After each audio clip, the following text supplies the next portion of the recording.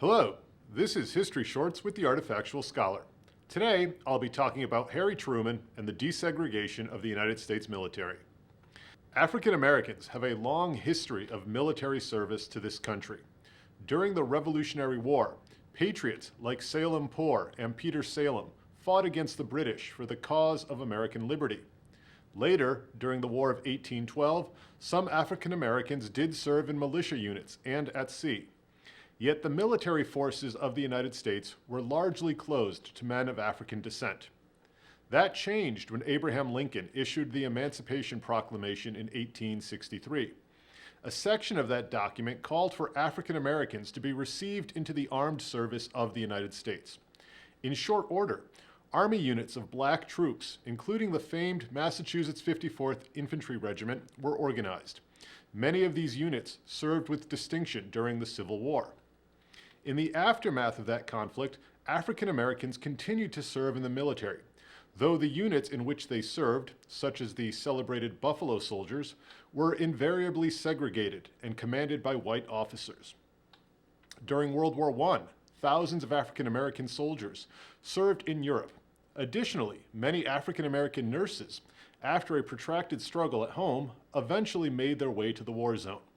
Again, in World War II, African Americans responded to their country's call and joined the fight against fascism.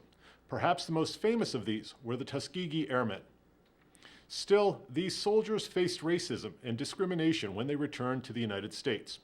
There are many stories of African American soldiers, sometimes still in uniform, harassed or beaten. One such incident would spark far-reaching change.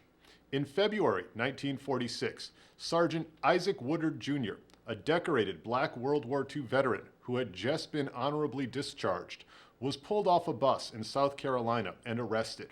Though still in uniform, Woodard was brutally beaten by police, leaving him totally blind. News of this attack was eventually brought to the attention of President Harry Truman by civil rights leaders, including Walter White, the executive secretary of the NAACP. The Woodard story and other accounts of racial attacks and lynchings shocked the president. Truman, who was from Missouri, had grown up in a deeply segregated society in which African Americans were considered inferiors.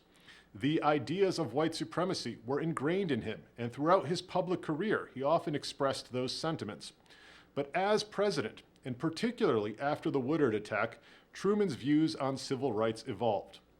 Late in 1946, Truman created a President's Committee on Civil Rights, and the following year became the first president to address the NAACP.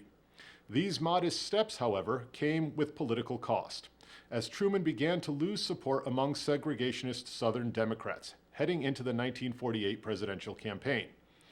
To counter that, Truman sought to bolster his support among African American voters.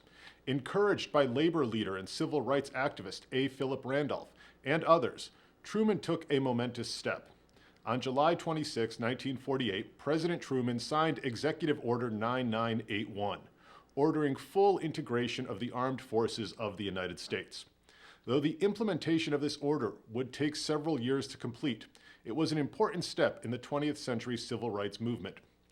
Truman ended up winning the election of 1948, partly due to African American voters, and by changing his own beliefs, he helped push the nation toward greater equality and opportunity for all Americans. After the executive order, many African Americans found upward mobility in the military and reached command positions. Some achieved leadership positions in civilian government.